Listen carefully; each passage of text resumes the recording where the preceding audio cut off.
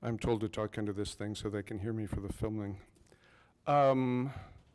Welcome to Law 370's annual Indigenous Law presentation.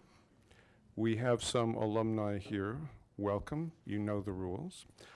I want to begin by acknowledging that this is the traditional territory of the Seneca, of the Huron-Wendat, and most recently of the Mississaugas of the New Credit, who have been extraordinarily hospitable to the rest of us, voluntarily and involuntarily, for an extended period of time. Today, it's my honor to introduce you to Dr. Heidi Kiiwetinepinesiik Stark, who is an associate professor of political science at the University of Victoria and is Turtle Mountain Ojibwe from North Dakota. She is the director of the Graduate Certificate in Indigenous Nationhood and the associate director of the Center for Indigenous Research and Community-Led Engagement at University of Victoria. She has a Ph.D. in American Studies from the University of Minnesota. Her research interests include Indigenous law and treaty practices, Aboriginal and treaty rights, and Indigenous politics in the United States and Canada. Some of you will know Heidi from this year's Indigenous Law and Context Camp at Cape Croker, where she did a great deal to introduce us to Anishinabe Law. So I've asked her to be here today to talk from the inside, from within the Anishinaabe tradition, about some of the things we might begin to learn about Anishinaabe law. Couple of administrative things. Although we normally take a break at 5 o'clock, we will not today. We will roll straight through in the interest of continuity until about 10 to 6, at which time the examinable portion of what happens will end. We may continue right till 6 if there's interest and Heidi has patience and stamina. There is another class in here at 6:10, so if you want to talk to Heidi after 6, we'll probably have to do it out in the hall, just so you know. So enough from me. Professor Heidi Stark. Look forward to a really interesting day. Thanks.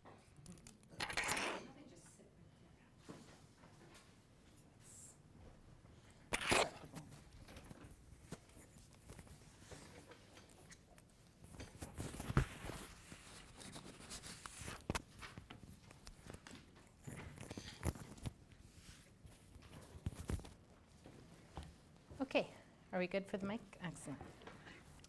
Well, Buju and Dinaway Maganaduk, Kiiwetinepinesiik and Dago, Buju and Dodem, Miknakwa Juing and Dunjaba. As Professor Wilkins so graciously introduced me, I'm Heidi Kiiwetinepinesiik Stark. I'm from the Lynx clan and from Turtle Mountain. And I too just also want to acknowledge specifically the territory because it has long sustained the Anishinaabe and Haudenosaunee, whom have agreed to be in a shared relationship with this place.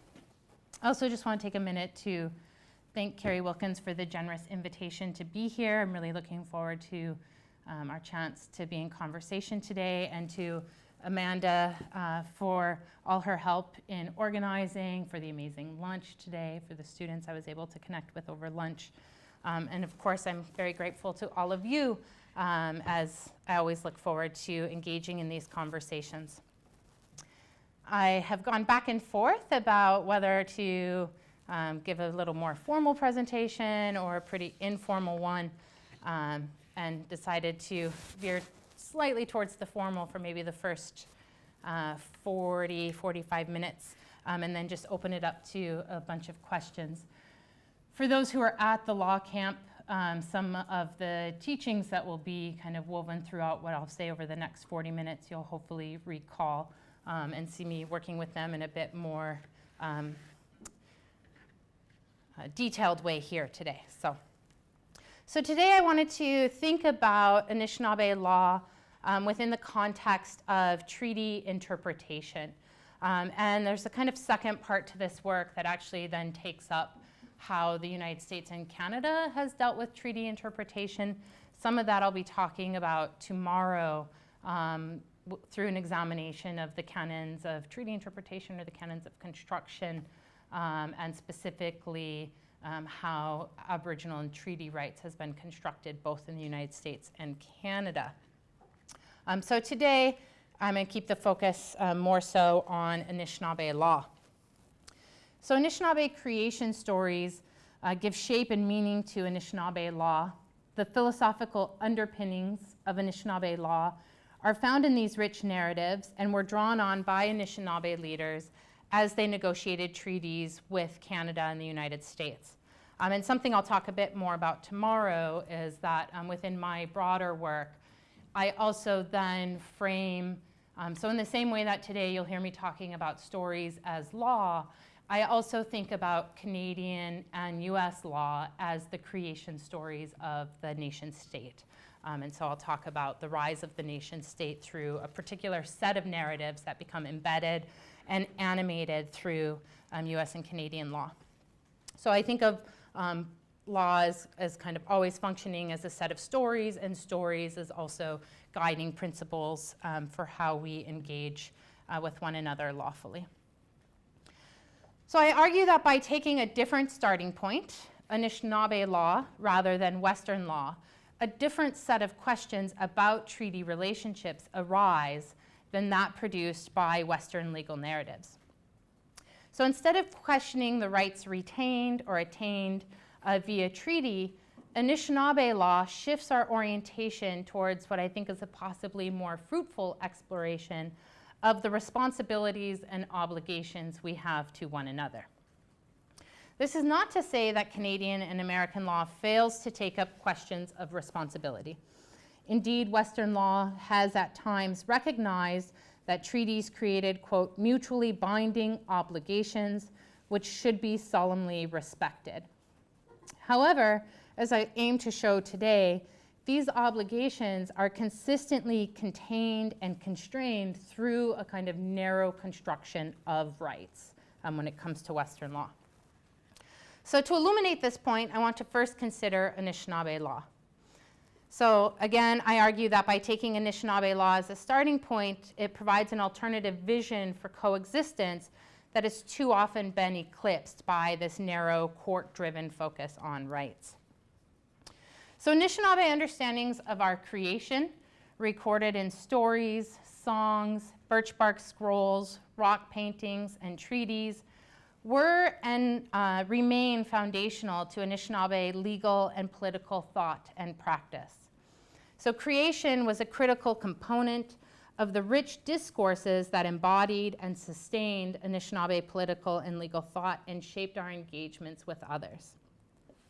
In fact, we often speak of treaties as sacred agreements because of the inclusion of creation within these covenants.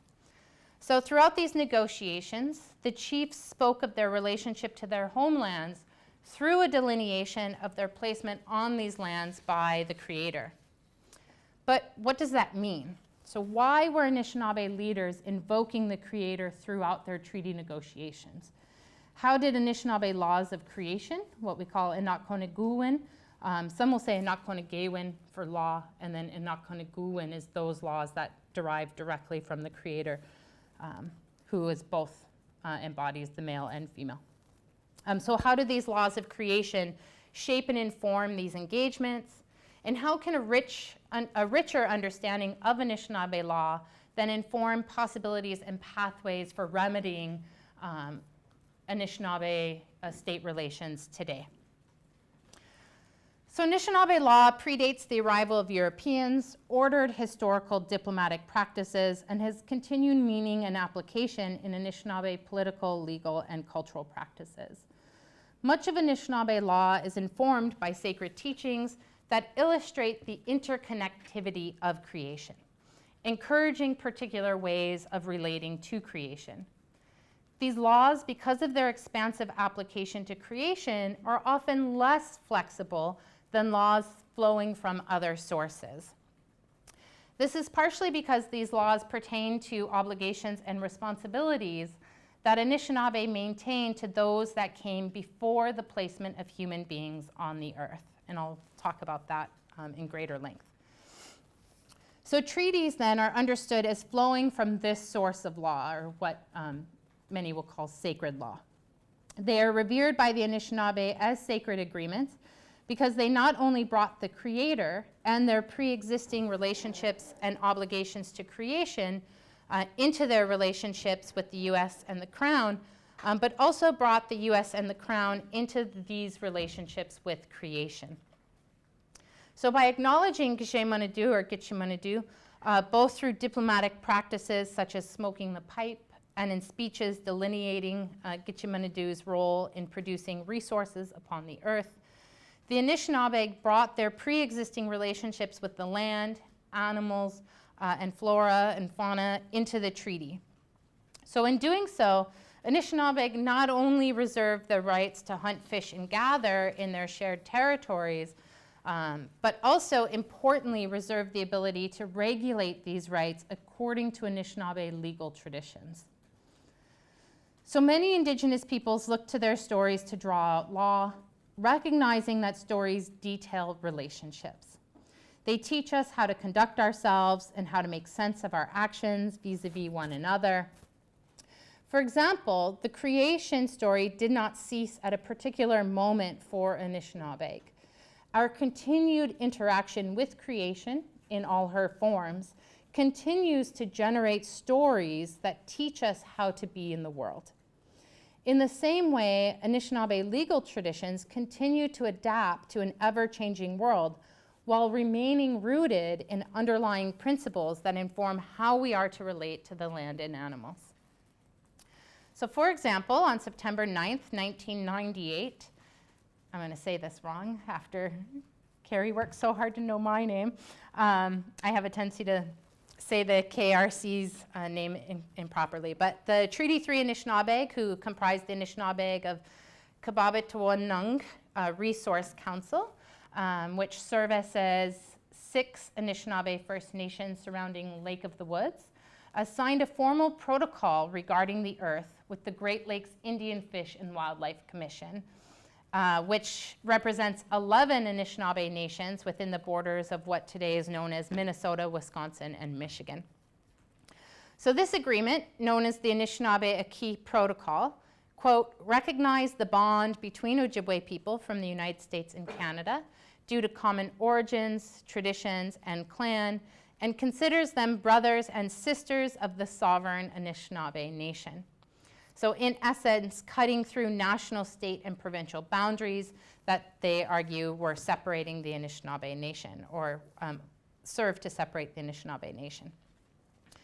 So within the Anishinaabe-Aki Protocol reaffirms, quote, and this is right from the protocol, our sacred trust to protect the natural environment and resources for all people and generations yet unborn. Stating, among other things, that, quote, we hereby covenant and agree to work jointly and actively in the conservation, control, and prudent use of the land, air, water, and all resources, including the rock, soil, minerals, fish, flora, fauna, and all other life within our traditional territory.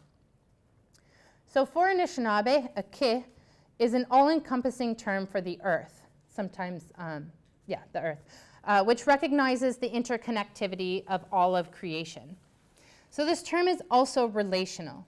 Indeed, the protocol begins by stating, quote, knowing that our sacred grandfather, Sakimay Manadu, which is another name for the Creator, placed us here upon grandmother earth under the sky, in the forest hills and valleys, in the lakes, rivers, and islands of our ancestors. So we have a relationship to Aki, delineated then in our creation stories through our placement on the land by Gitchimanadu or Sakimay Manadu, the Creator. So the rich stories among the Anishinaabe demonstrate our awareness of, and indeed seek to teach us about, the interconnectivity and interdependence within and across Aki. Stories about Nanabuju, who's the central trickster figure among the Anishinaabe, outline our interactions with creation and detail how these interactions transform all those involved. And indeed, many of these are transformation narratives. So the land is transformed, the animals are transformed, the Anishinaabe are transformed, and so on. These stories also describe how our relationships to one another are generated through our actions.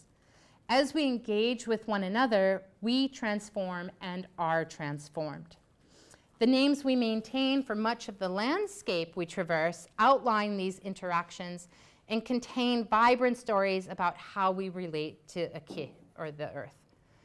Thus, this Anishinaabe Aki protocol not only reflects our responsibilities to the land, but also to the plants, animals, spirits, and humans. So we have relationships, often established through treaty and diplomacy with the land and animals. Indeed, these early treaties between Indigenous peoples and the animal and star nations are perhaps the oldest recorded treaties contained in stories that lay out many of the foundational principles of treaty making and that teach us about how we're supposed to relate to Aki, or the earth. So for example, one work that I published a number of years ago looks at this story about a woman who marries a beaver, arguing that in that story, what we see is a treaty between the Anishinaabe and the Beaver Nation, and that we can look to that for key principles for how treaty relationships should operate. In that case, a clear delineation of the importance of principles of respect for one another, reciprocity, and a responsibility to one another, and then that treaty relationships are ongoing and require ongoing renewal. But this still begs the question, how do we honor treaties today? So one way is to honor our relationship with Aki, with creation, with the animals, the plants, spirits, and so on, regardless of the state's recognition of our responsibilities to do so. And indeed, Anishinaabe, and for that matter, Indigenous peoples across Turtle Island, have continued to carry out these relationships, even though the ways in which they have done so has been impacted by a lack of recognition by the state of their responsibilities to creation. So the United States and Canada have instead narrowly defined these relationships through a language of rights guaranteed by treaties. For example, Anishinaabe, who are party to the 1837 treaty with the United States, and this is the same 11 communities that make up the Great Lakes Indian Fish and Wildlife Community, the Great Lakes Indian Fish and Wildlife Commission, found that their relationship to Aki had been constructed through a rights discourse that narrowly defined their obligations to creation as rights to hunt, fish, and gather in their quote-unquote ceded Anishinaabe homeland. So despite explicitly reserving the rights to carry out these relationships across what Anishinaabe consider to be shared, not ceded territories, Wisconsin, Minnesota, and Michigan laws previously failed to account for these treaty rights. Nonetheless, the Anishinaabe continued to carry out these relationships, knowing they would likely be constructed as criminal activities by the state. Furthermore, the Anishinaabe resisted the curtailment of their responsibilities to carry out these long-standing relationships through hunting and fishing by then securing judicial recognition of their rights to hunt, fish, and gather in these shared territories. And that made its way all the way to the Supreme Court in 1999 in a case known as Minnesota v. Mille Lacs. Another way we honor these traditions is to continue to carry out long-standing Anishinaabe legal traditions that teach us how we're supposed to relate to creation. So this is done, for example, each time the Anishinaabe offer a sema, or tobacco, and return particular parts of animals to the land and water that enables their regeneration and is prescribed in many of our stories. And these traditions are all good and necessary. Yet a question still remains. What obligations and responsibilities do we have to Anishinaabe Aki, to the animals, plants, the waters, the Otsokanug and Munadug, or the spirits, that are being impacted by external forces such as the United States and Canada? So put another way, how are our relationships to land, animals, to all of creation being impacted and transformed by non-Anishinaabe humans' engagement with creation? So as Anishinaabe legal scholar M.A. Kraft reminds us in her study of the Stone Fort Treaty, and here she's citing the speeches of Anishinaabe chiefs as they're negotiating Treaty 1, they say, quote, "The land cannot speak for itself. We have to speak for it." So while the land, animals, and spirits constantly speak to us if we are willing and able to listen, this chief's words connote that we have a responsibility to give voice to the land. We must acknowledge that we've heard the land by acting accordingly. Through treaty, we did so in a number of important ways, two of which I want to briefly reflect upon. The first is creation. So Anishinaabe asserted their sovereignty throughout their negotiations with the US and Canada through an expression of creation. They spoke of the land as an inheritance from the Creator. So for example, Anishinaabe Chief Mashi Pinashiwish at the 1795 Treaty of Greenville stated, quote, "Listen, the Great Spirit above hears us, and I trust we shall not endeavor to deceive each other. I expect what we are about to do shall never be forgotten as long as we exist. Remember, we have taken the Great Spirit to witness our present actions. We will make a new world and leave nothing on it to incommode our children." Chief Hole in the Day, or Buganagijik, also spoke of the Creator in treaty negotiations, reminding U.S. Treaty Commissioner Henry Dodge, quote, "The Great Spirit who placed us on this earth hears both you and me. He put us upon it to live." He further stated, "And I call the great being to witness what I say. We agree to what has just been done and are satisfied with it."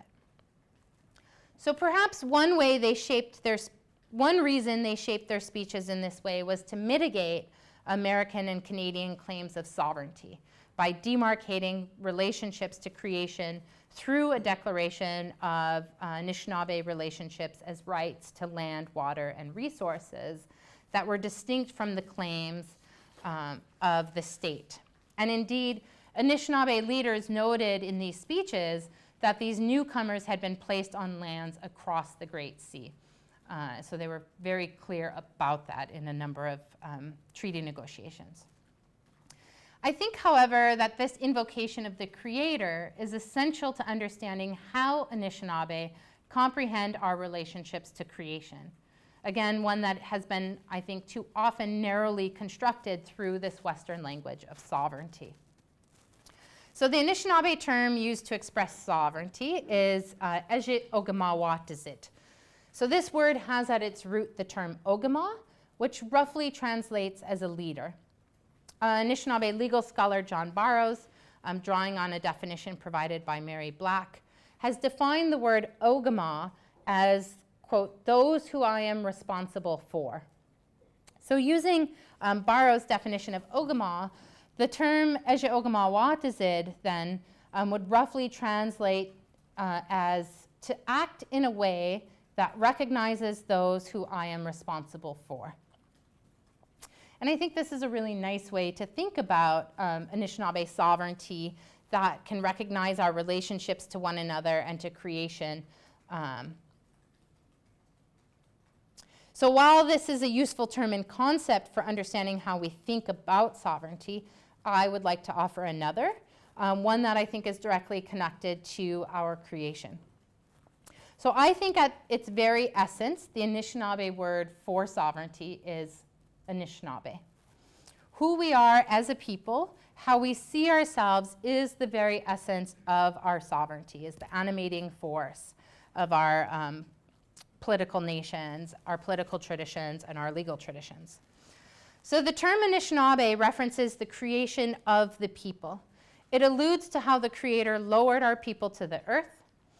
This act of creation was invoked again and again by Anishinaabe leaders to assert their sovereignty in relationships to a key in treaty negotiations, relationships carrying responsibilities that were inherited from the Creator. So perhaps another reason Anishinaabe leaders across Anishinaabe repeatedly spoke about their relationships to the land through a discussion of their placement on these lands by Gage Manadu was to recognize and account for pre-existing responsibilities to the land.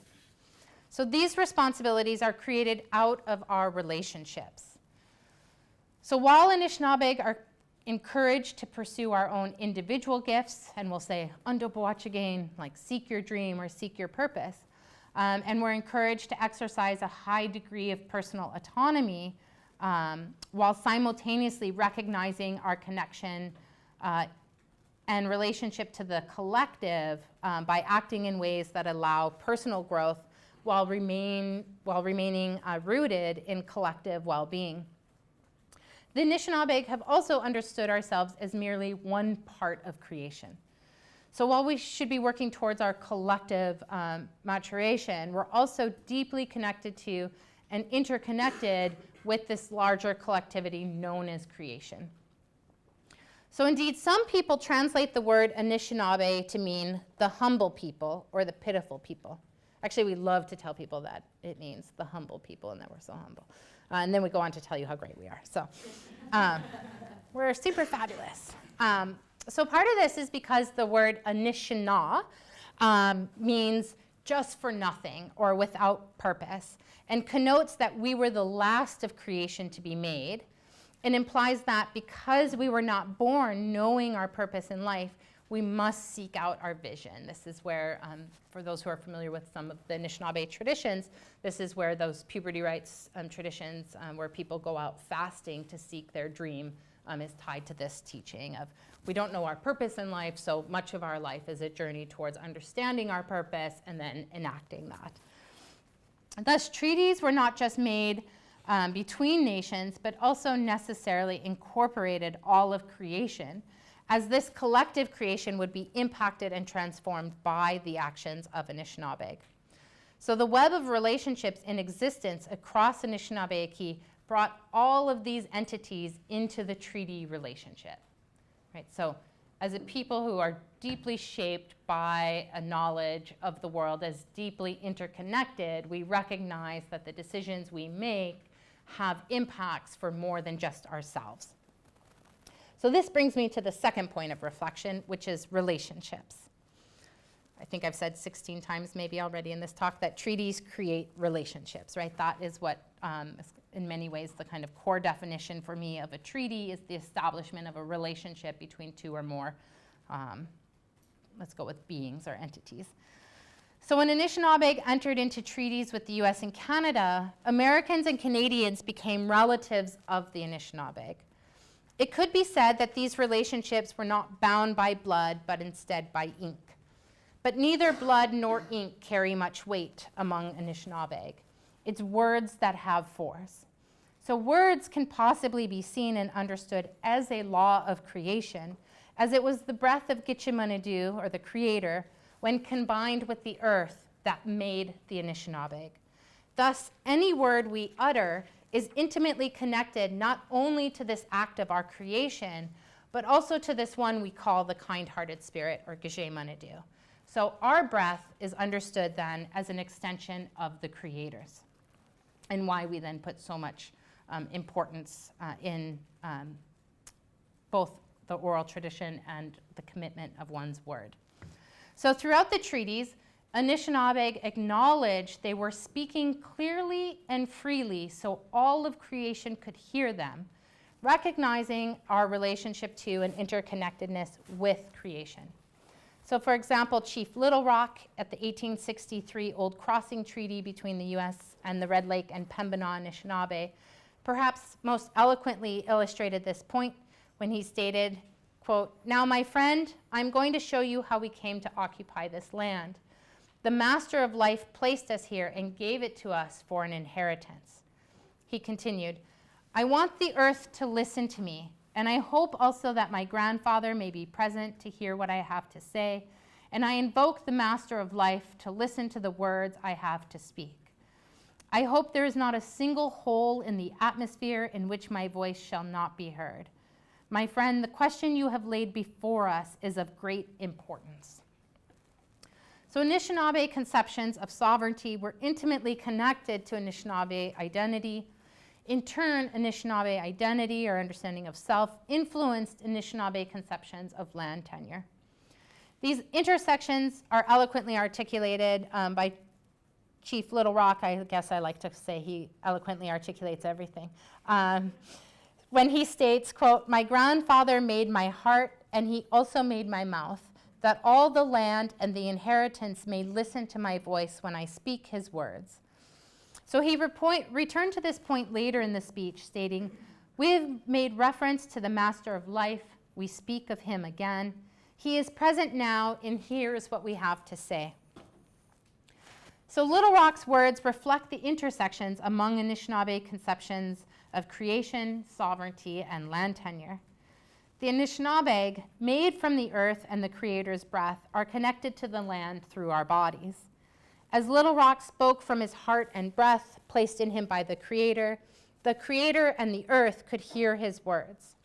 So Anishinaabe creation delineated then a relationship between all beings, with the Anishinaabe as just one of many. Little Rock recognized that Anishinaabe actions, such as negotiating treaties, involved and affected all of creation. So in uttering these agreements, while simultaneously establishing or renewing relationships, we not only brought the creation into our relationships with the US and Canada, but also brought the US and Canada into our relationships with creation. We spoke not only for the land, but also for those newcomers to this land. We vouched for the newcomers, and in doing so, we became responsible for Americans and Canadians for how they would relate to a kith. We brought them into our long-standing relationships with creation and thus took on a responsibility for how they would relate to creation. And I think this may be another way for us to reflect on this term Anishinaabe. So in invoking creation, in defining ourselves as those last to be placed within creation, we recognize that we were brought into a complex web of relationships operating across the earth. So how we relate to the earth must reflect this. So while our relationships to creation enable us to engage the land, animals, plants, and spirits in meaningful ways that nourish us physically and spiritually, these relationships carry with them responsibilities. So as the last placed within creation, we cannot act in ways that would violate those relationships that came before us that were already in existence across creation. Indeed, some say that the term Anishinaabe means the second people, as it's connected to this word Niij, which means two. So at one time, it's hard to believe, but at one time the Anishinaabe were not relating to creation in a way that accounted for the pre-existing relationships that came before us. We had created great imbalance, and the earth was flooded. So when the earth was created anew, the animals stood up for us. They vouched for the Anishinaabe and said that they would teach us how to relate to creation. And this is one of the origin stories of our clan system. And some of you may know that many speak and think of our clan system as an entire governance structure for how we carry out our actions across creation and with animals.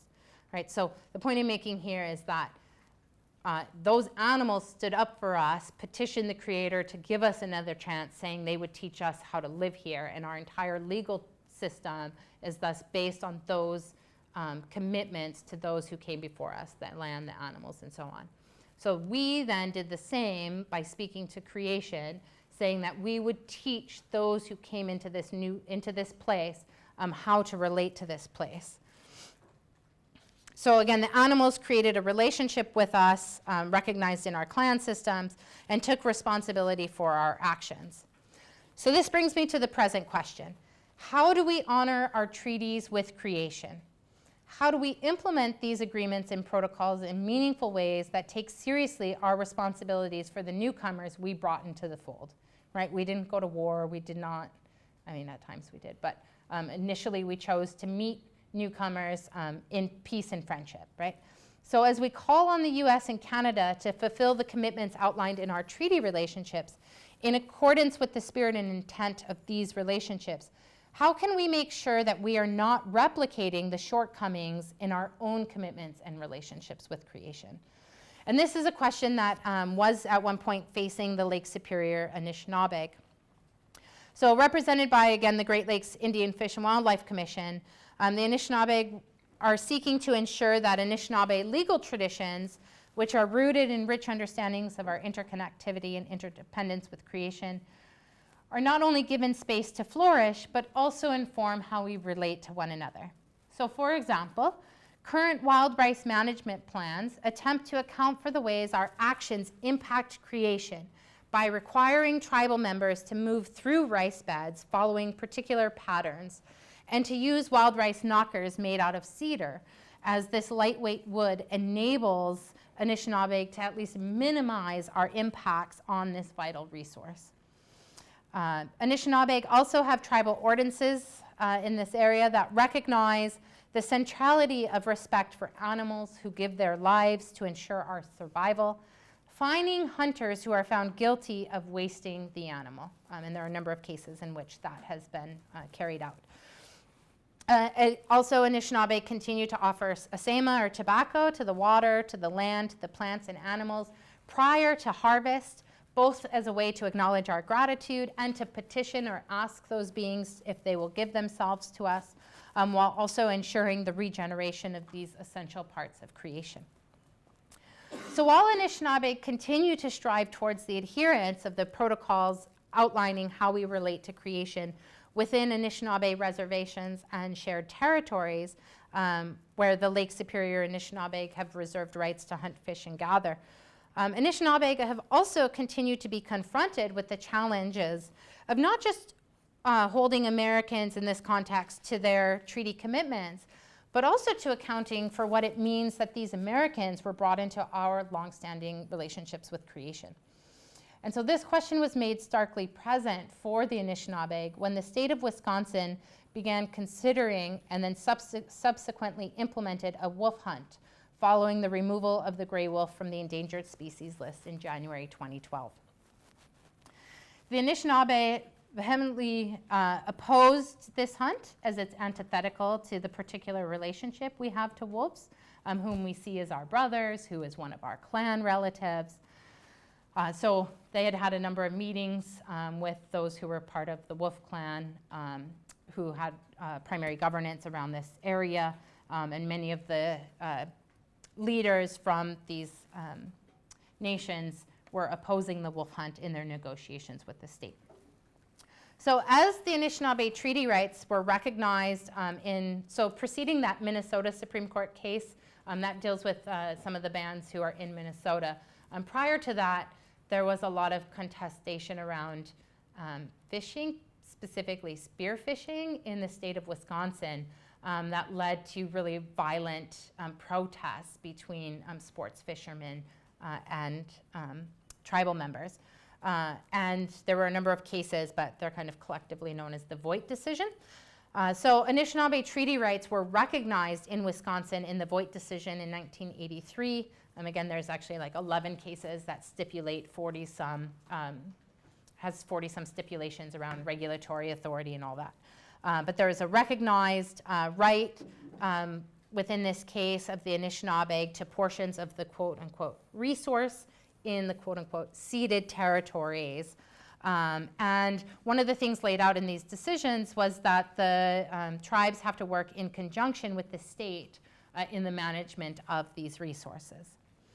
So while many have seen this affirmation of treaty rights as a victory for Anishinaabe in our pursuits to exercise our sovereignty or political authority, the contention surrounding the 2012 wolf hunt, briefly outlined here, demonstrates the limits of a rights-based system in which the state is willing to recognize that Anishinaabe have rights to a particular quantity of the entities that comprise creation. So the rights framework was deployed by the state to foreclose conversations about our responsibilities to wolves, positioning wolves as resources that could be portioned out between the tribes and the state in their management. This left little recourse for the tribes, both in voicing their concerns regarding state action towards their, quote, portion of this resource, and as a means to actually prevent the state from enabling its own citizens to engage in a hunt. And they did proceed to engage in a wolf hunt. They then overhunted the wolf population. The wolf population turned to the endangered species list, I believe, and they ended the wolf hunt. Another some may speculate, I'm saying this now that I'm on camera, that the wolf hunt was also brought to an end by the governor because of actions by the tribes around night hunting. So they had already put forward orders to enable their citizens to hunt at night off reservation, and the state had filed an injunction. That went through, that's made its way through the courts now, was also appealed. They lost it, the tribes lost at the lower court level and then won on appeal. So they now are hunting at night using illumination.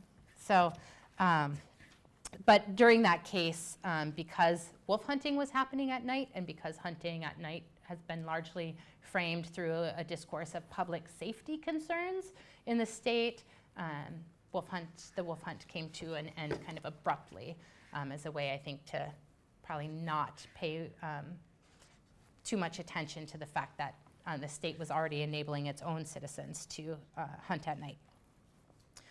So as Anishinaabeg pursue a number of approaches to address the contentions that arise from this rights framework, it's yet unclear whether the state, and I've given you this example from the US, but there's plenty I could also give you from Canada, and some of that will come up tomorrow in my talk tomorrow, but it's unclear yet whether the state will be willing to reframe their focus on rights to a more fruitful examination of our relationships and responsibilities to one another, and to ask not what our rights to lands and resources are, but instead questions how we are supposed to relate to creation. So as Anishinaabeg that stood up for the newcomers brought into the fold through treaty, what responsibilities do we have to ensure that they are acting in accordance with the pre-existing agreements that are already operating across creation? How do we ensure that we don't let this kind of narrow rights-based framework of the state blind us to our larger relationships and responsibilities to creation? So I have no answers. These reflections, of course, raise more questions than they do answers. But in reflecting on the Anishinaabe, a key protocol, we must consider what it means as Anishinaabe, or for Anishinaabe to reaffirm, quote, our sacred trust to protect the natural environment and resources for all peoples and generations yet unborn. So what responsibilities do these relationships entail for Anishinaabe? What is our duty to consult with creation? How do we ensure that we're relating to creation in meaningful ways that account for these pre-existing relationships?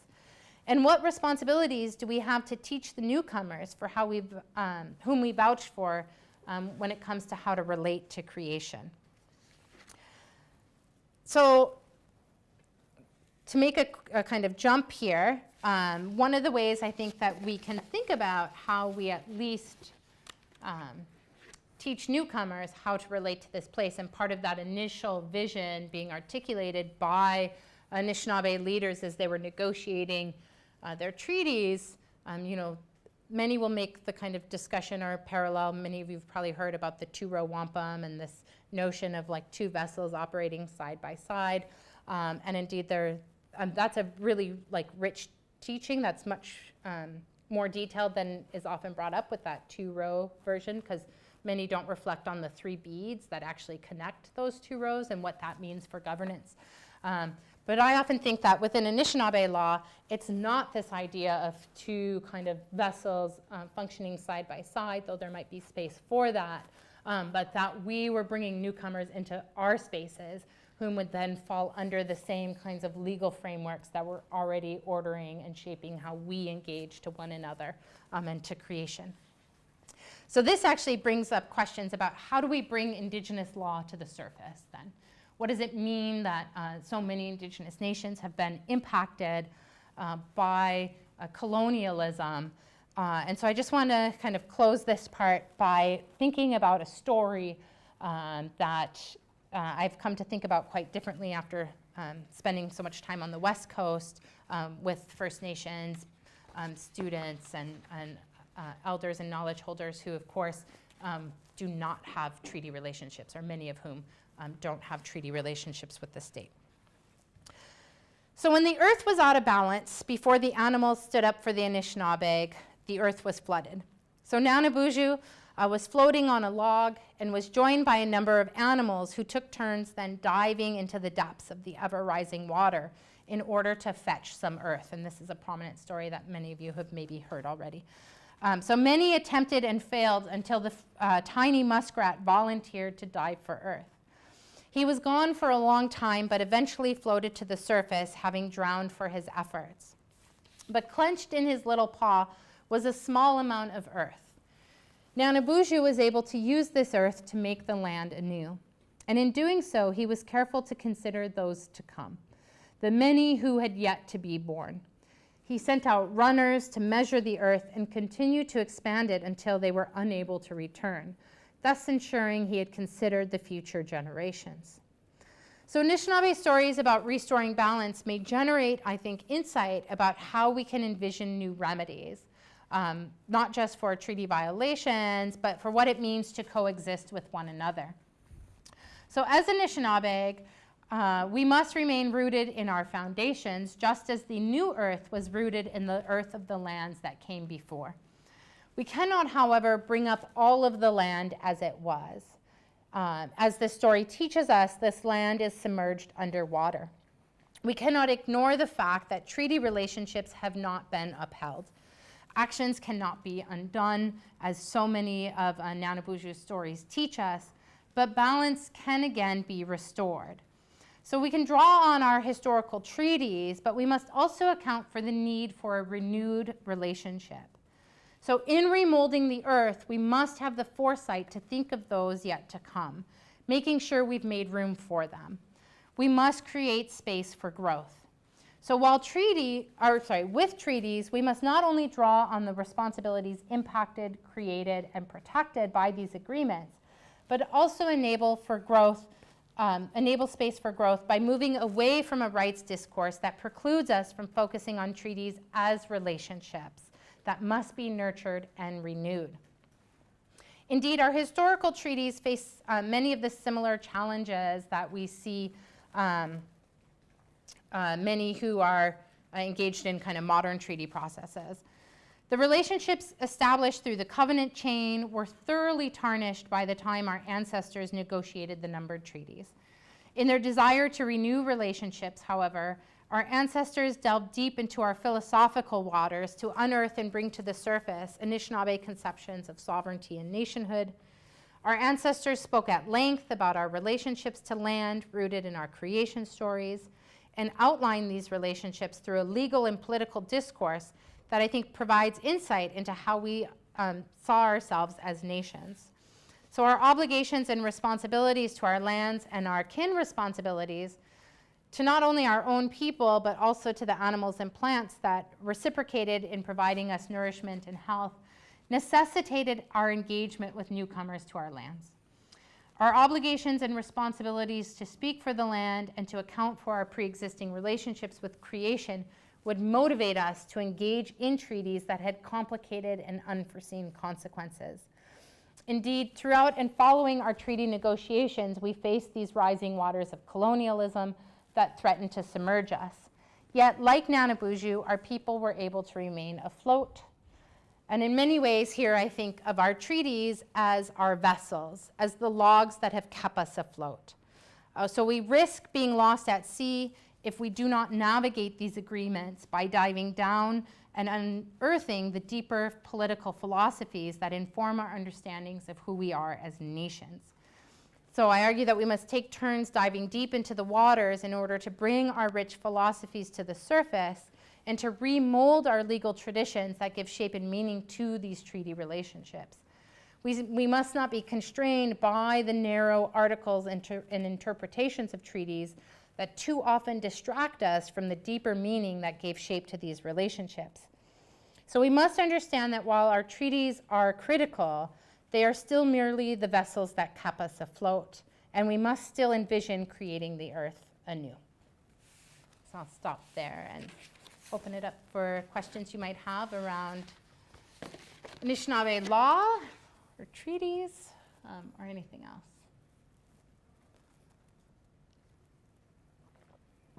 I will say I used to think of that story as like what we were diving down for, was like our understanding of particular treaty articles, because so much of like the canons drive us towards that, right? Towards like, what did we mean by this particular article in this treaty?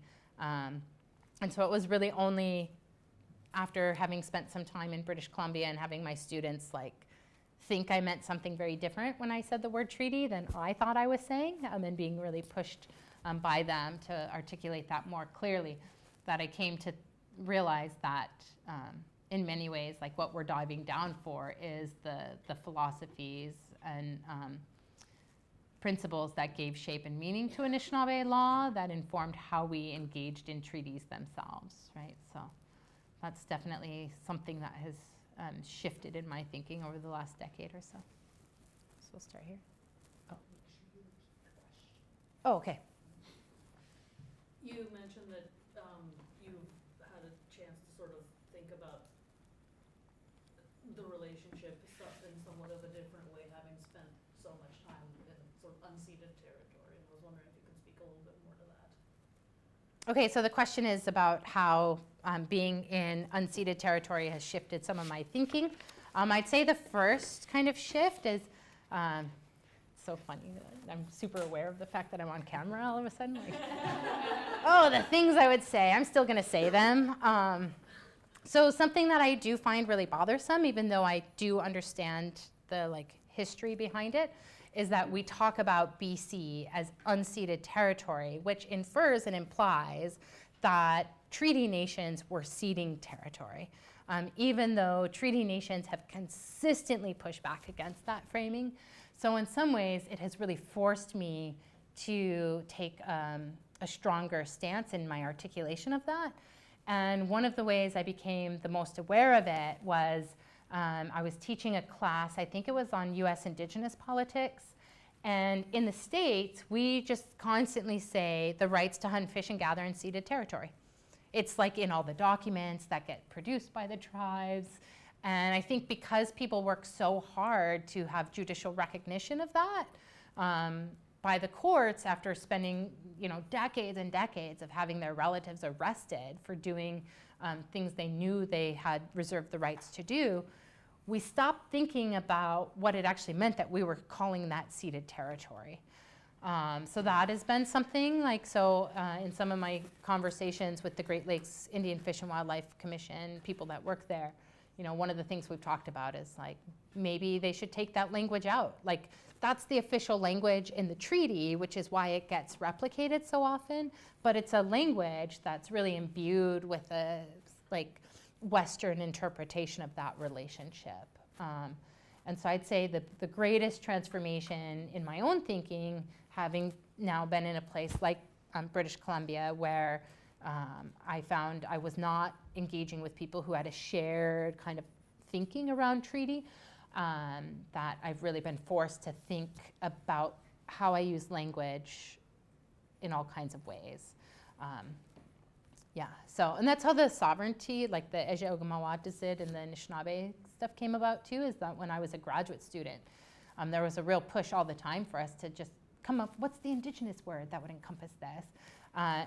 Without actually being kind of encouraged to think critically about whether or not we were using categories that were so imbued with a particular Western thought that we might be doing damage to the language by people's push to get us to use Indigenous terms was to open up our thinking, but it also risks containing that language. And it's something I found myself doing in the work as well, like coming out of the States where there is this really strong discourse around sovereignty, not thinking critically enough about the ways in which that might be producing or bringing forward particular conceptions that were really wedded to Western political thought. I realize that now as well around nation.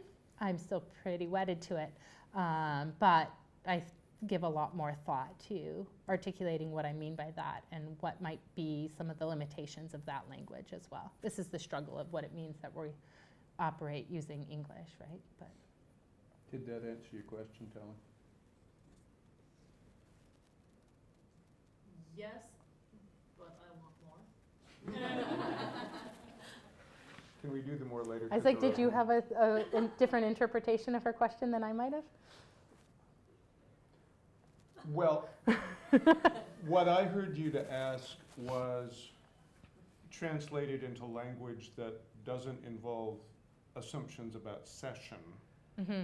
In places where there is not a treaty relationship, Mm-hmm. what difference does the absence of a treaty relationship make? Yeah. I mean, the other thing, and this might be, again, because of how wedded I am to this like language of treaty, that I was often trying to ask my students, well, no, that's cool that I'm not talking about like treaty in the terms of like nation-to-nation agreements. Like, what are your relationships with creation, with animals, with other indigenous nations, right? Lots of us have longstanding treaties with other indigenous nations. We've lived in a kind of multinational world long before Europeans ever came here. And I found that often the absence of a discussion around a relationship with the state also meant that like how we moved into those kinds of discussions was really distinct or different. But I think part of that is also different in BC, where you have so many distinct nations who have just a very different kind of history. Whereas for Anishinaabe, we're like a lot of distinct autonomous bands, but we have this like larger shared collectiveness that is not necessarily the case for a lot of the communities. And then, of course, like being pitted against one another because of modern treaty negotiations doesn't help then how we think about historic relationships. But yeah, I will say, and this is also a bit of a sidestep to your question, but I think interesting is that in the work I've been doing with the Sakimay First Nation, who's in Treaty 4, in a lot of our work with them, they've helped me to also really think through the fact that like so many of our understandings of who we are as nations today is also really wedded to the historical treaty moment, and that these bands are often like, or what are reserves today are constructed by how the state or the Crown was identifying particular leadership historically. And so one of the things that they're always really interested in is like whether or not they were ever a discrete nation, and like what their relationship is to the other bands in Treaty 4. So how do they think about their relationships with other Indigenous nations? And they're an amalgamated community with Little Bone. So I think that's always been like something they've thought a lot about. But Rob Innes, who is from Cowessess, has done some really great work as well around the ways in which like these categories of tribe and like the fixed reserve have really forced us into thinking in ways that don't always line up with who we are as a people. And he's looking at a community that is Cree, Métis, and Assiniboine. I think that's right. I want to say Ojibwe, but I feel like I just always make him Ojibwe, which is a tendency I have apparently. A lot of the Crees are like, stop it. And I'm like, what, aren't you guys Anishinaabe? And that's not funny, so apparently. I thought it was humorous. But you know, one of the things he says is that like because of this attention to like singular identity focused on like what it is to be Cree or Ojibwe or Iroquois, or like the band, like the political boundaries of the reserve have really foreclosed us from thinking about these richer connections that operate across and within our communities. So Esteban and then Sharif, and then we'll go on. Excellent. Esteban. Thank you. Thank you for the presentation. First, I'd like to say that we're asking to receive this question as one presented by a person who doesn't know about Indigenous law, but is willing to learn and understand.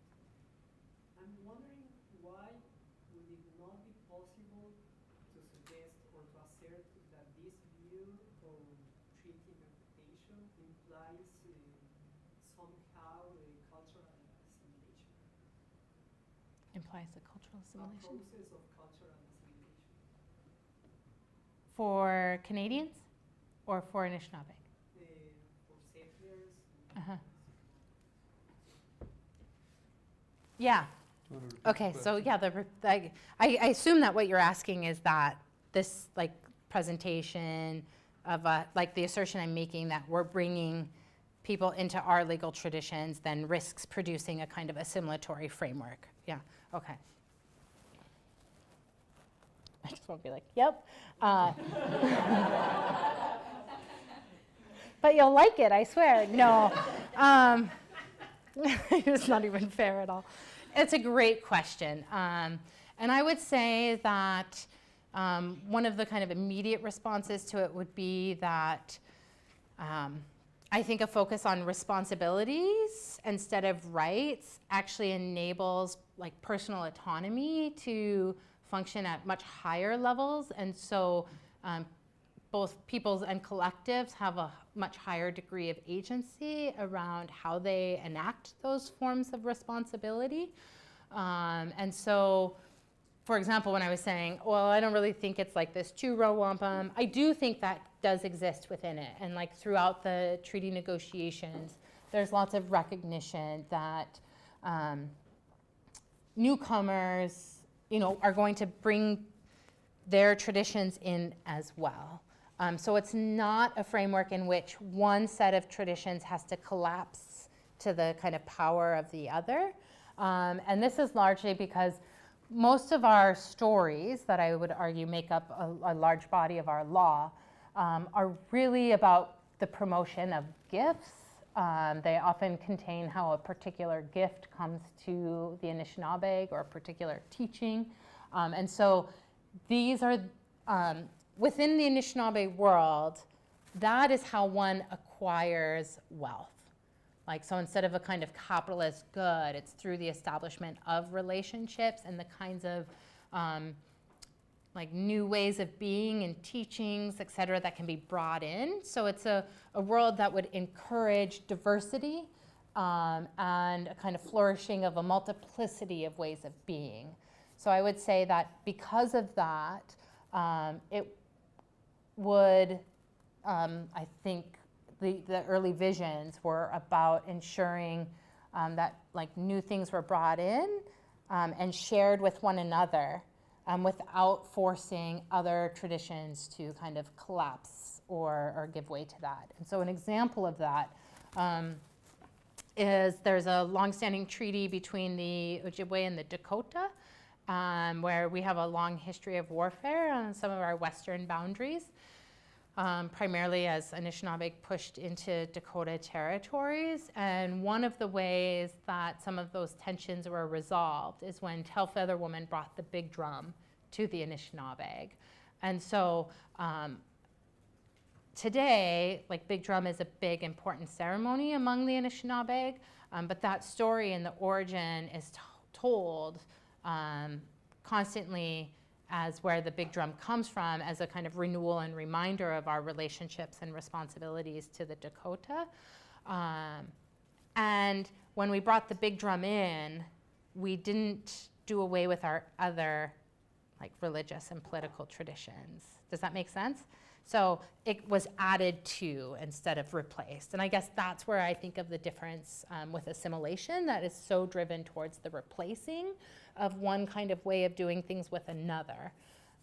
That's not to say that I don't recognize that notions of like private property or particular ways of understanding property regimes would be inconsistent or a bit incompatible with Anishinaabe law in terms of responsibilities to creation, and that would have to be worked out. But I don't think the vision necessarily meant that people had to become Anishinaabe. Yeah. Sherry? Well, I understand that you're trying to get away from a narrow conception of rights, but I was wondering if this use of stories to establish obligations towards the land and remedies gives rise to broader conceptions of rights. Like, say, the right to intervene if somebody's building a pipeline.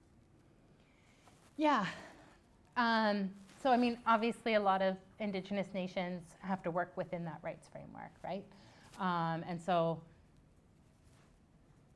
for example, the work I was doing with the Sakimay First Nation, it started out as a governance project where they wanted to get out of the Indian Act. It's then like expanded into numerous projects, one of which was when they decided to take up intervener status in the Energy East pipeline, in which we were then looking to what Anishinaabe law had to say around the pipeline.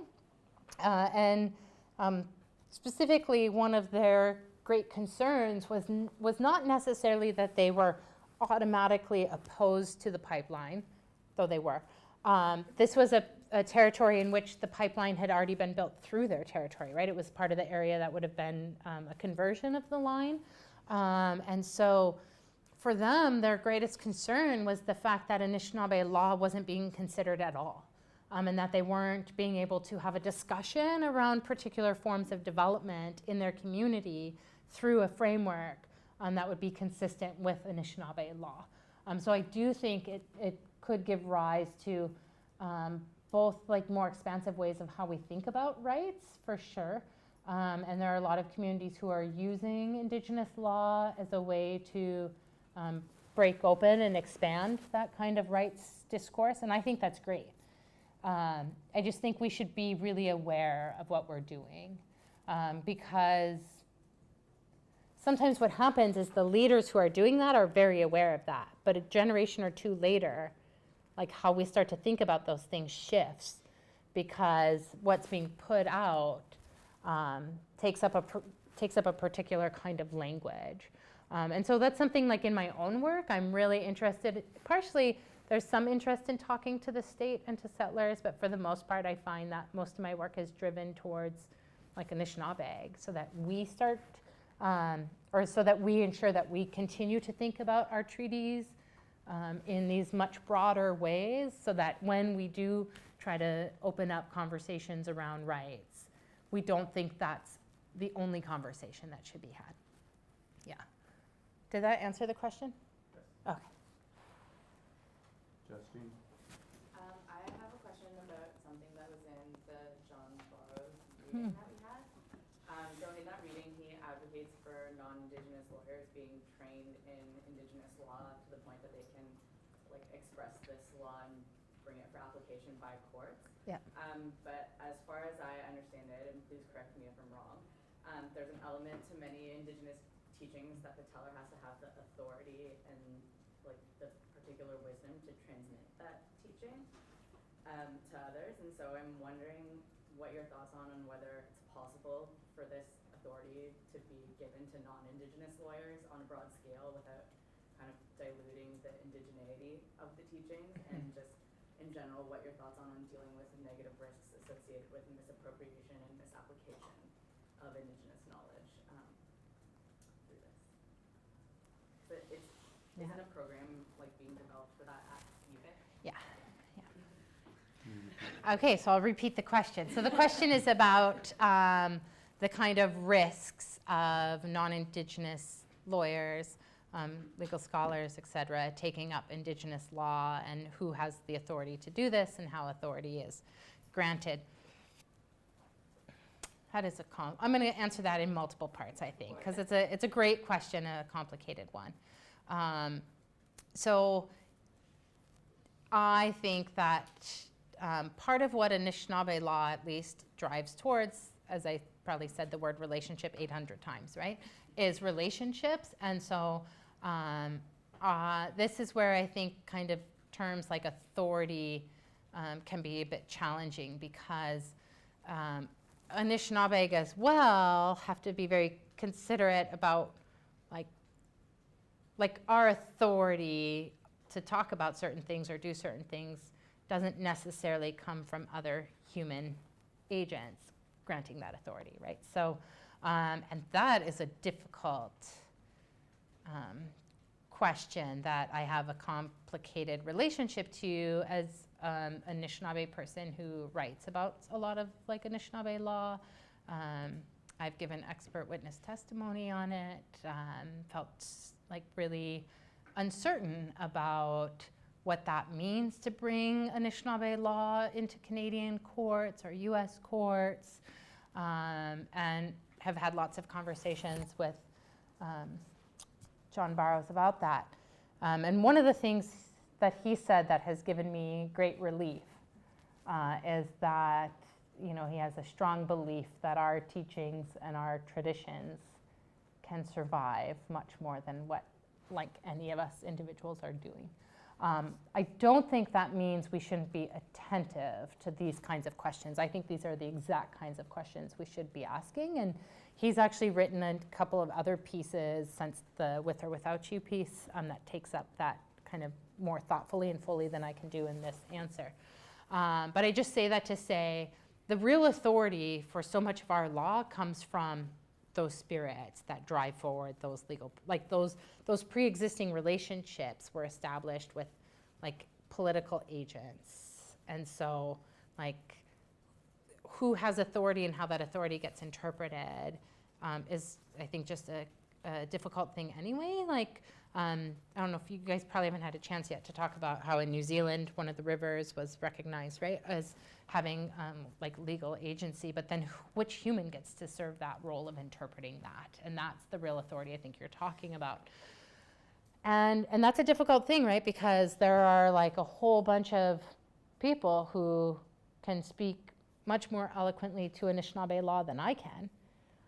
But they're doing a lot of really, really important work that I think is probably more important than like what I do. But you know what I mean? Like they're the people that are healing people whose lives, like these are our ceremonial leaders, our knowledge holders are already so burdened with so much of the work. And so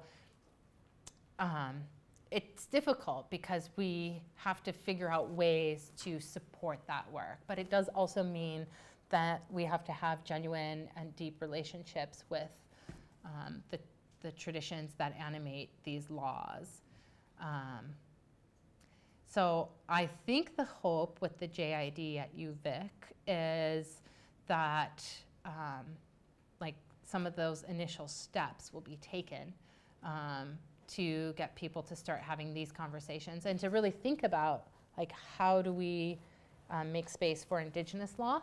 And this is something that like I was thinking about when Indigenous law was being brought into this court case, was like, oh, actually, like we're really concerned about that right now, right? Because of asymmetrical power relations. That's the real problem. Because historically, like our ancestors had no problem bringing Anishinaabe law into the treaties. That's why the pipes were out. That's why Shake Tent was set up. That's why all kinds of ceremonial practices were going on. Because ceremony wasn't separated out from political life, right? It animated political life. And so, and people had like a strong, confidence that these things would not fall apart in the face of Canadian engagement or Crown engagement or state engagement. But we are concerned about these things now because of the fact that the power relationships are so asymmetrical and so much has been done to damage Indigenous practices and legal traditions. And so I think one of the best things that non-Indigenous practitioners and scholars can do is to be attentive to the ways in which our thinking is so structured by the places we come from, and to try to work through that as much as possible when we're confronted with legal traditions that are not our own. And I think that is really true for all other forms of law, not just Indigenous. We live in a world that is, I think, very quick to cast judgment on all kinds of practices that are shaped by philosophies and traditions that are different from the West, right? So how we're, I think that the best thing we can do is actually to train ourselves to take a bit of a gaze inward about how we think about law and how law operates. I'm now rambling, but that's part of my answer to that. It's a great question, and I think a lot of the answers will come out through engagement, right? And there's risks. But I think Niigaanwewidam teaches us that everything is a risk, and sometimes it can be really painful. He does some really ridiculous things that work out very terribly for him. And that's probably going to be the case with our engagement with Indigenous law in Western institutions. We're going to make mistakes, and we're going to impact and transform those possibly, and we have to work really hard to be careful about that. But then also, like, be putting a lot of energy into those other places in which those laws flourish to ensure that they can continue to sustain, be sustained in ways that can push back to any harms we might produce. Misha. So my question concerns the Crown Indigenous treaties that you were describing. I'm curious whether the Crown or the United States government treaty commissioners and representatives really understood or grasped the indigenous legal principles that the Anishinaabe were trying to include and bring forward in those. Yeah. And if not, what do you think explains their lack of understanding? Yeah. So the question is whether or not treaty commissioners for the Crown and the U.S. Understood what Anishinaabe or indigenous legal principles were that were shaping the treaties, or understood at least indigenous interpretations of the treaty relationship. And there's been some good work done on that by Michael Ash. He wrote a book on Being Here to Stay, which looks, I believe, specifically at Treaty 4, and at Alexander Morris, who was the treaty commissioner for a number of the numbered treaties, where he makes the argument that Morris was well aware of how indigenous leaders understood the treaty. He understood it as such as well. He had a strong understanding that the Crown was going to implement the treaty in accordance with these visions, and that much of what falls apart occurs during the implementation stage. And I think there's a lot of validity to that argument. The implementation stage, though, is like the ink is not dry when these things start to fall apart, which I think begs questions then about how far-reaching those understandings were.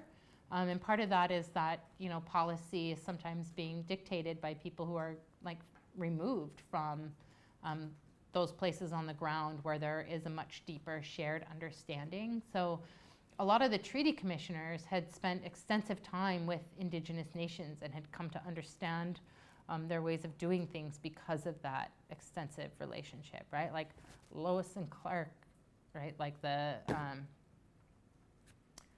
Clark's one of the treaty commissioners for a number of the treaties afterwards in the States. So, you know, like these are people who in many cases have like extensive relationships with a number of communities.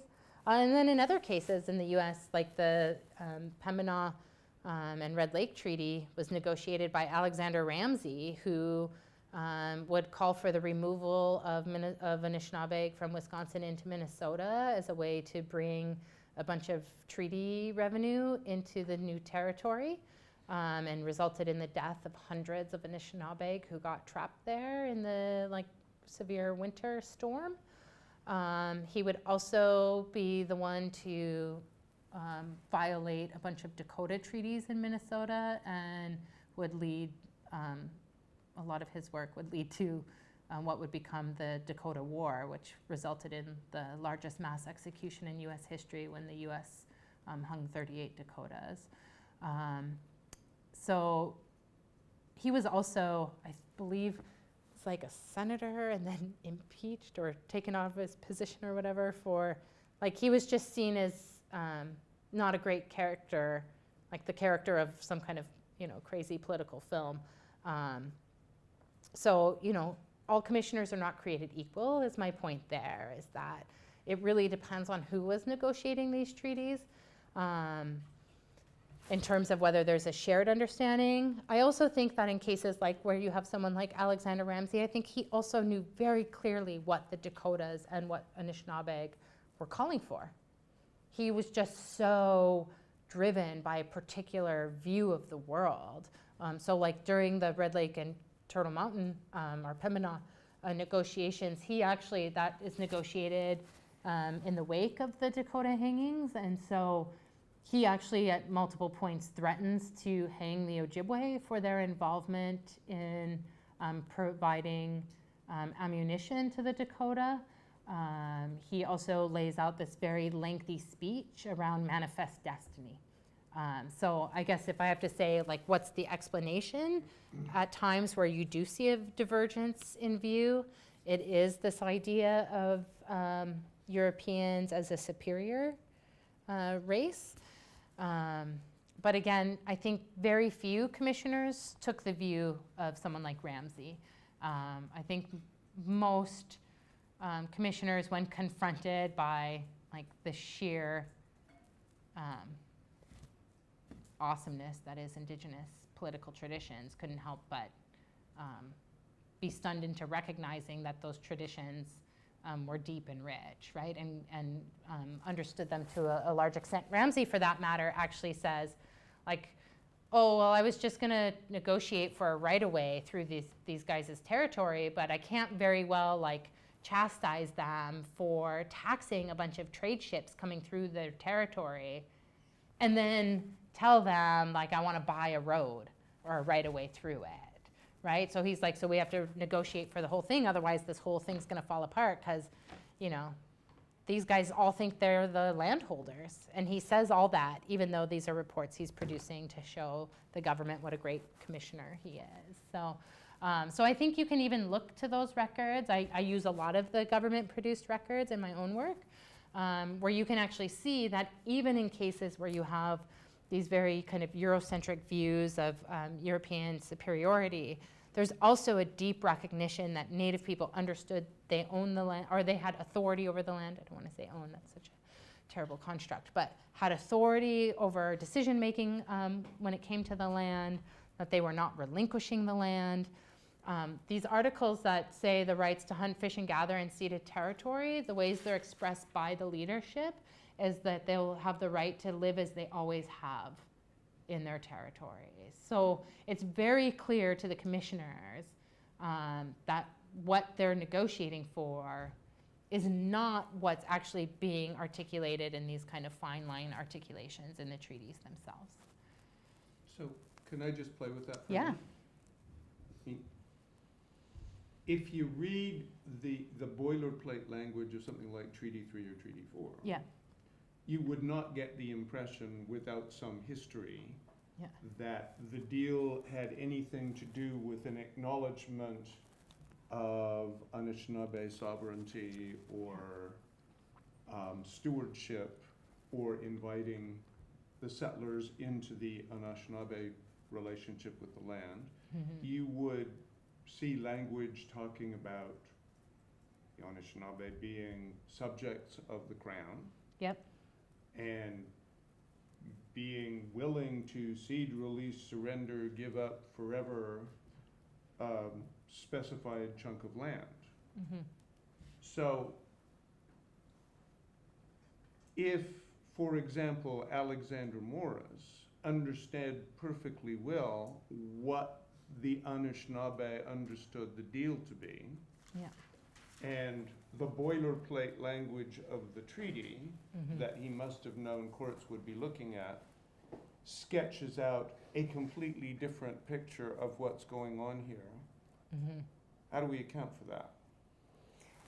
Oh, I wish Michael Ash was here. He has like so many answers to this, and I don't want to like completely go against that interpretation. I think there's a lot to it, but yeah, I mean, that is the question, right? Like why there's then such this like weddedness to notions around land cession, et cetera.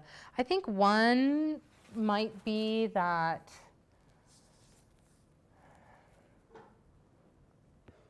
people like Alexander Morris, and I'm not someone who's like studied the like individual commissioners with a great deal to know their biographies and what's motivating them. Someone like Ash has done that work when it comes to Morris, but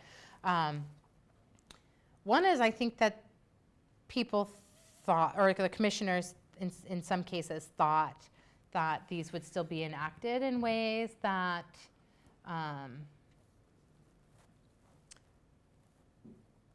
would enable the kind of vision being articulated in the negotiations to occur. Why not just say that, though? I Why think not just because write the they treaty in also English in such a had way? particular interests to appear a certain way. So for the most part, they're given the task not for the most part.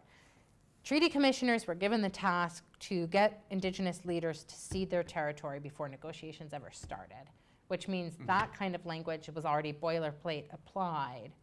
So they had all these conversations, and I think they don't talk about the cession of land in the way that it's articulated in the treaty because they know the leadership is not going to consent to that.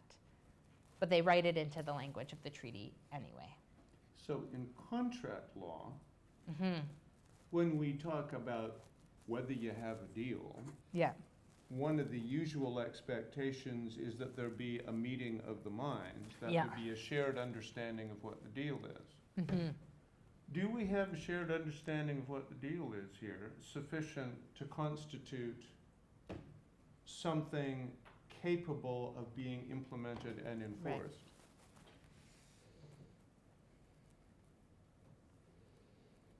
I mean, I guess I would say, like, both when I look at the negotiations for Treaty 3, Treaty 4 is hard because there just isn't that extensive of a record for the negotiations for Treaty 4. There's a lot missing.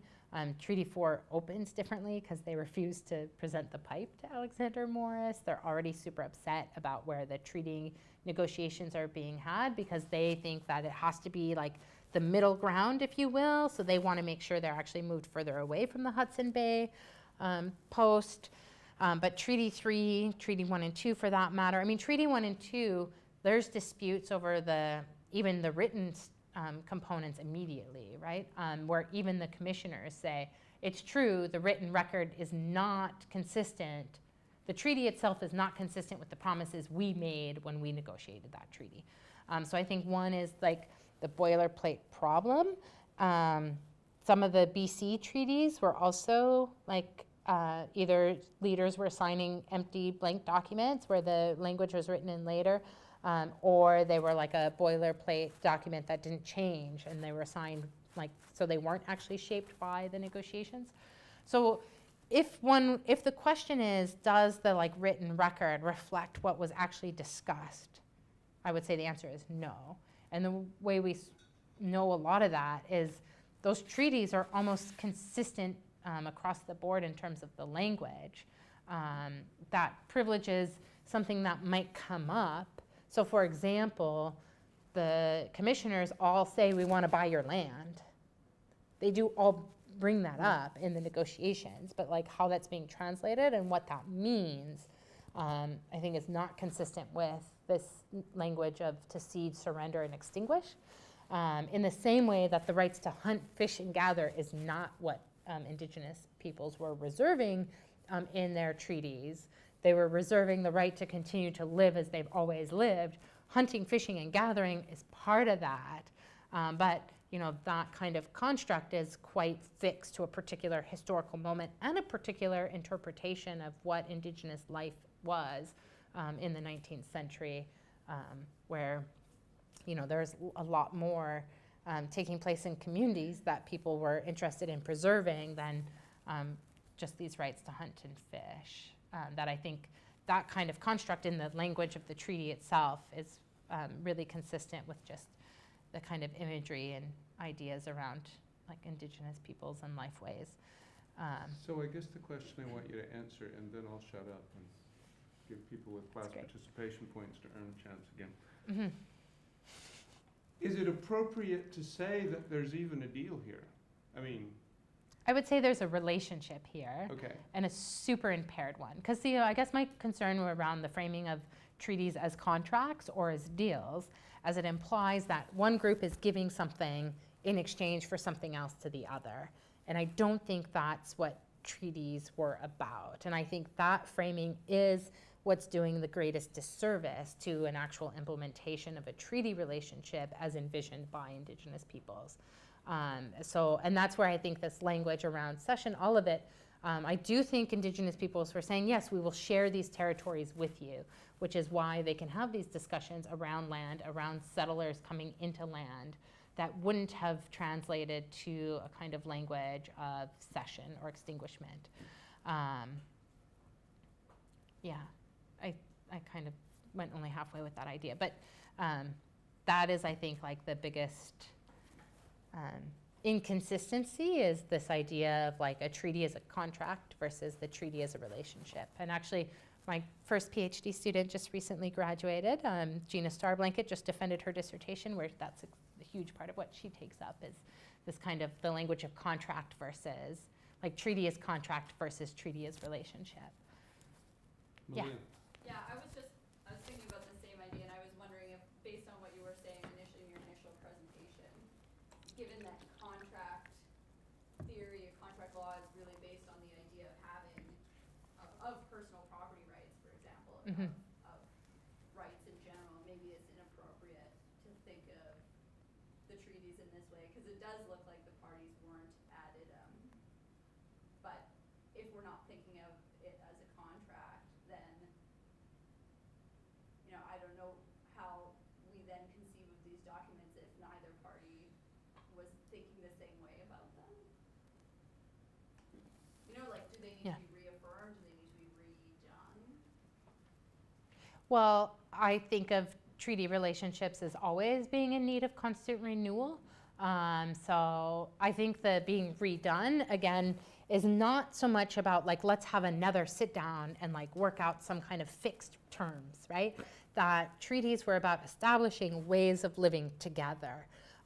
So I think that's in many ways why like the specific terms weren't seen as being something that's so fixed, like as understood today with a lot of the treaty interpretation. And Treaty 6, I think, is like the clearest on that in terms of its medicine chest article clause, in which there's significant concern around starvation with Treaty 6, largely because, as some scholars have been able to make very clear using the historical record, there was a policy of starving Native people out to force them onto reserves and into negotiation, and that was the case by the time we get to Treaty 6, where you have a much more kind of aggressive policy operating.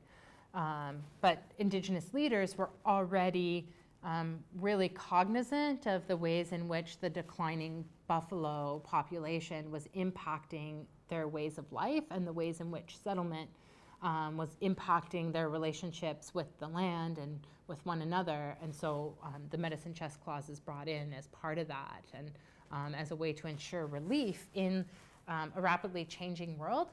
But at the same time, for Indigenous people, like we're people who have memories of like what this place was before it was ever created. Like that's built into our creation stories. We have flooded this place, right? So we have transformed it dramatically. So this idea of like rapid change was not so new for Anishinaabeg as many think it was when they look back to the 19th century or the 18th century. And in fact, it's, you know, when I was in Yellowknife briefly with some of the Dene, that was one of the things we were talking about is like, oh, you guys have been like contending with colonialism for like a minute in comparison. Like, oh, we got like 400 years on you guys, which is really interesting because then, of course, how they had to contend with it happened in a much more rapid way than for Anishinaabeg, who would have had like these really long-standing relationships with settlers that weren't so controlled by these, like what we think of now as treaties or these like state institution or accords, whereas like in the Great Lakes region, you had lots of settlers coming in who were engaged in mutually beneficial relationships. You have lots of people intermarrying, and there's a lot of really productive relationships. And I think that's really one of the things that ASH is really committed to, is actually bringing forward more of those discussions that could help us think about how people coexist instead of always focusing on like where things go wrong. But my point is just that for Indigenous peoples, like the relationship doesn't have an endpoint. It's about like how we live together. It's about creating approaches for ongoing dialogue. And so what you see is leaders saying, yeah, we're open to learning about agriculture and we're open to like learning of, you know, you can bring in teachers and doctors and we're open to these things. We want to learn some of your traditions. I think also largely for Anishinaabe, because we have prophecies about the coming of the white man or non-native people and how we're supposed to respond to that and what happens based on our response to that. But I think that also means people weren't thinking that meant that we were going to be like contained to reserve and that our rights were going to be restricted to that. And I mean, I guess I have to just say I'm not really sure exactly what the commissioners thought, but it just seems to me like such a terrible model for everybody. So, like, that just seems like a bad, like, that doesn't seem very productive, but I mean, I guess the failure to implement them in any kind of way that reflects like our interpretation immediately would show that there was real disagreement, right? It's sometimes said that Indigenous people think of treaties as a marriage and settlers think of treaties as a divorce. Yeah, I could see that. That's an interesting analogy. Okay, here's the deal. We're done here. Goodbye. It's And, over. I mean, that is oversimple, but I mean, I think it captures some of the dynamic that you're responding to. Yeah. Caitlin. I'm wondering how you're thinking on historic treaty shapes your thinking in terms of thinking on modern treaties. On the modern treaties? Yeah, are there lessons that you've gone to allow for successful or appropriate modern treaties, or is it possible to kind of reconcile the two frameworks? Yeah. Can you Yeah, repeat? so the question is about like how my own understanding of the historical treaty process shapes my understanding of the modern treaty process.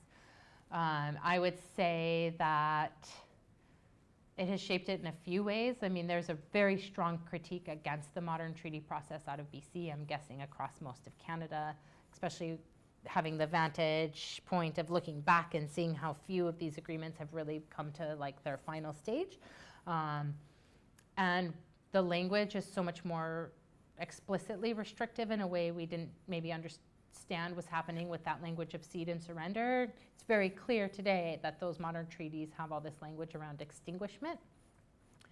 That said, I often, say to my students who I think often think the right position is just to be anti-modern treaty, it's like it's very difficult to making these decisions, whether it's the historical treaty process or the modern one, because I often think of the modern treaty process as like, you can stand outside this door, you can look in and see what we're doing, but you don't have any say about that. You guys stay outside that door. But for those who engage in the modern treaty process, they're not going to get the room, but they might get a seat. That's a tough choice, because we have all kinds of legal obligations and commitments to creation that in some ways necessitates we address and contend with what the state is doing. But engagement with the state has often been very costly for Indigenous peoples. And yet, I also will sometimes have students who will be like, oh, shamefully, like I come from a community that signed a modern treaty. And I say to them, like, we survived the number treaties, you guys will survive the modern treaties, right? Like these things can only constrain us so much as we're willing to like remain wedded to them. And so part of that is like also pushing back against the kind of supremacy the state thinks it can have because of its own like laws that a whole bunch of my work actually tries to show is pretty fabricated. So, and even if it isn't, like then we change them, right? Like why not push back? And Canada is a lot more open to thinking about law more fluidly than a place like the United States that's so wedded to originalism. So I guess that's how my thinking, like in many ways, the modern treaty has actually forced me to rethink the historical treaty process. Mostly to recognize that like historically, a lot of our leadership was really also uncertain that those were the right decisions. And that's really clear by the fact that a number of bands separate in the process. And some walk away from the treaty process and some stay in. And it doesn't fare much better for one pathway versus the other. And so they're very challenging choices that leaders were facing, and when I think of like Anishinaabe, that's one thing. Then I go to the Black Hills, right? When I look at like the Treaty of Fort Laramie, Like those guys were negotiating some like really powerful treaties and had the Great Sioux Council, and you know, and at the same time, those who were like really resisting the treaty process like had to question whether or not they were like these things were costing people's lives.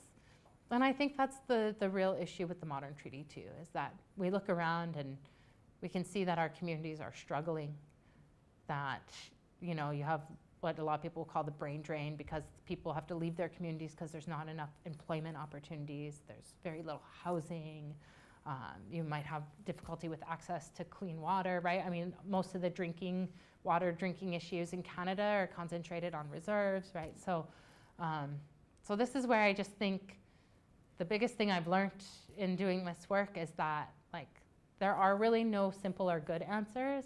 They're just all really difficult ones where we're constantly having to contend with like how we protect our political authority and rights to make decisions with how we also like take care of our relatives. Yeah. We're at 10 to 6, so the on the record part of this conversation is over. If you have to go, you can go without penalty. But there's a couple of you still have questions you want to ask, so we'll go until 6 when we do have to leave because there is another class. Stephanie. So in hearing you talk about your conception of treaties, there's a lot of discussion of structuring a relationship, constantly being renewed, and almost a living tree type of language that we're seeing. And Mhm. I know that Professor Doerfler has written a lot about treaty constitutionalism. And do you see this as kind of a different sort of relationship, but similar to the relationship between sections 91 and 92, where we just haven't developed these doctrines like interjurisdictional unity and things like that, where we have these entities that are sovereign in their own respects and we deal with conflicts in different ways? Is that kind of the type of interpretation you see as being the right one for treaties? And if not, how would it be different? So I'll ask this to see if I have the question right. So are you asking about whether or not I see like each party as having its own like sovereign political authority, or? So I guess more what I mean is sections 91 and 92 act to structure the relationship between the federal and the provincial governments. And do you see the kind of interpretation that we undertake in those areas of Canadian law as in any way informing the types of interpretation we should be making in interpreting the treaties? Are there any lessons Yeah. there, or is it an entirely different type of exercise in relationships? I would imagine there are lots of lessons that could be learned from that kind of examination. Most of my own attention to that area has been around the ways in which the separation of powers in the US and both really the ways in which like structures of federalism in both countries have resulted in particular articulations of Indigenous political status within US and Canadian law. Mostly at the interest of the assertion of a particular kind of federalism. And so I have not like looked at other areas of the law in that regard. And then obviously I'm super aware of like lots of the concerns put forward by Indigenous peoples about the ways in which like federal powers over Indians and Indian lands creates all kinds of problems when so much of those areas, whether it's child welfare, health, et cetera, get dealt with at the provincial level. But I would imagine that, yes, discussions around the divisions between federal and provincial powers could be very useful in how we think about like multinational governance. I would assume that there is like, that the attention to supremacy and who has supremacy is where there would be a lot of hang up. And so it's actually, I think it was a piece by Gordon Christie where he was talking about like Arctic sovereignty and the debates around sovereignty in the North, that he says, you know, if we look to Indigenous stories, one of the things stories can help us see is that these questions were not so much about who had authority, but about like how we act towards one another. And so I think if that examination took up the questions of process without like being overly wedded to like who has authority, it could be useful. But that would be the risk, I think, is that we often get stuck on who has authority. Yeah.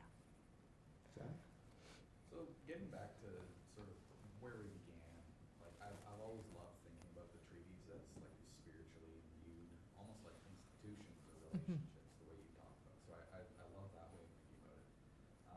Reading Professor Borrow's most recent book is like, Oh, the Freedom and Indigenous Constitutionalism? it's Blue cover, really pretty. Right relationship. Oh, with Coyle. Yeah, okay. Yep. One of the things I was thinking about coming out of that book that I'm interested in your thoughts in is, so if the treaty is like spiritually imbued Mm-hmm. From the Indigenous perspective, is there a way maybe of thinking about, on the Crown perspective, that concept of the honor of the Crown, which we kind of laugh off as sort of a joke, but like the Crown is ordained by God, so Mhm. shouldn't the Crown have that sort of same spiritual side to it? Maybe is that sort of a way to mirror that relationship and maybe even be a protection, sort of shield against like the written text of the treaties, like they can't be interpreted in a way that would be sort of against that relationship. Is that sort of a route that makes any sense at all?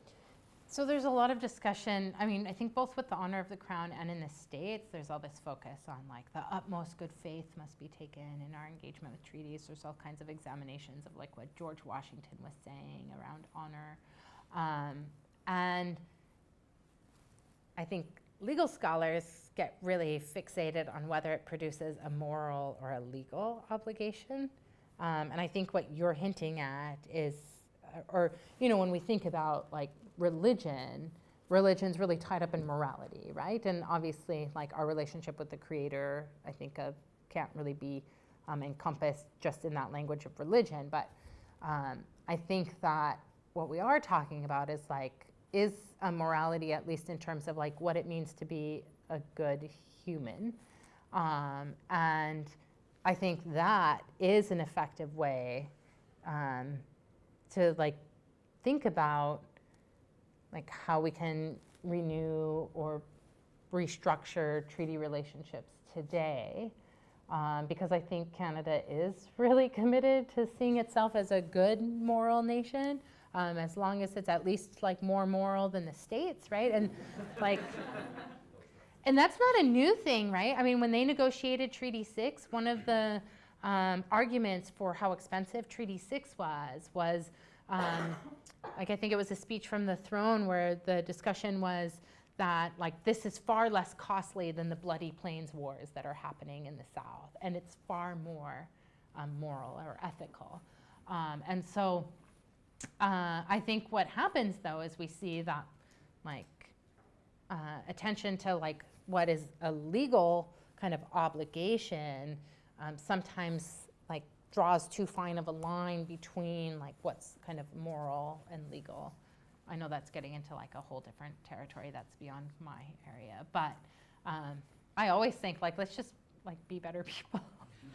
And then I do work with John Barrows, so I have to actually every time I talk to John, I'm like I should be a better person. He's like the nicest human being in the world, right? Like He's so definitely the good cop. yeah, he's nice.